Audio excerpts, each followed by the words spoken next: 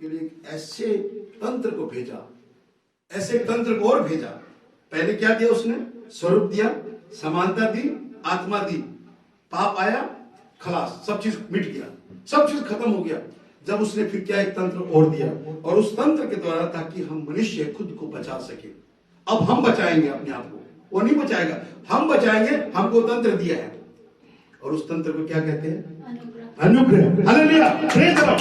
वो अनुग्रह हमको दिया, उस अनुग्रह में हमें कोई कीमत नहीं चुकाई, उसने खुद दिया। ये पिता का स्वरूप था उसका। ये पिता हमारे लिए ऐसा करता है। ये अनुग्रह मानव के लिए कंप्लीट पैकेज है। ये अनुग्रह मानव के लिए कंप्लीट पैकेज है। इस अनुग्रह में ही पाप का निवारण होता है।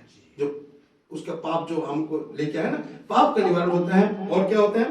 और हमारा जो परमेश्वर का स्वरूप है उसका बोध होने लगता है। उसका बोध होने लगता है कि हम लोग वाकई परमेश्वर के बच्चे हैं। यहाँ पर बैठे भी हमें भी सुन के भी ऐसा फील होता है कि वाकई परमेश्वर के हम बच्चे में बोध होने लगता है, हम उसका स्वरूप है, और आत्मा जागरूक होने लगती है। हालेलुया, आत्मा तीनों काम हो शुरू हो जाते हैं क्योंकि उस अनुग्रह के कारण।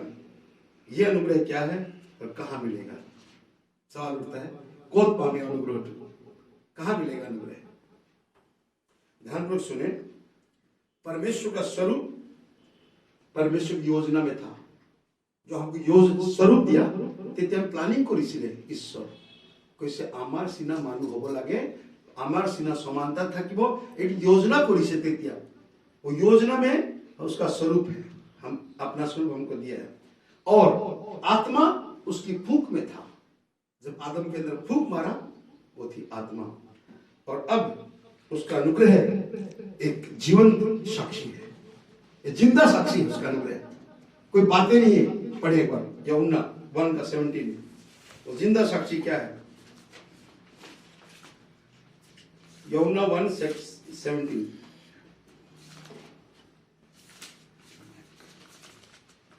पढ़िबो ना हिंदी पढ़िबो।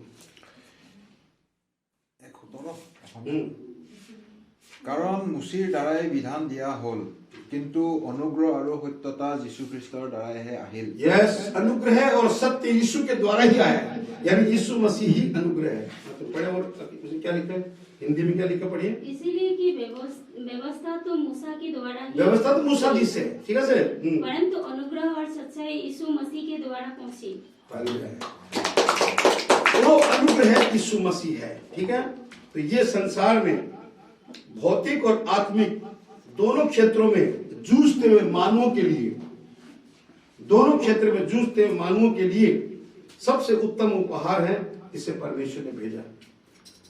और ये अनुग्रह इंसान का भौतिक जीवन में भी काम करेगा और आत्मिक जीवन में भी। तो आज हम सभी को इस नए साल के अभिनंदन करते हुए हम ये दुआ करते हैं कि दुनिया में जितने भी लोग हैं, सबको ये मरने से पहले ये अनुग्रह हमको मिले, ये अनुग्रह सौगात मिले, क्योंकि जब तक जीवित है ये अनुग्रह हमारे पास काम करता है, और मरने के बाद काम नहीं करेगा। तो मानव का सबसे बड़ा यीशु मसीह परमेश्वर की ओर से उत्तम उपहार है, और जिसको हम गीत में सुनाएंगे।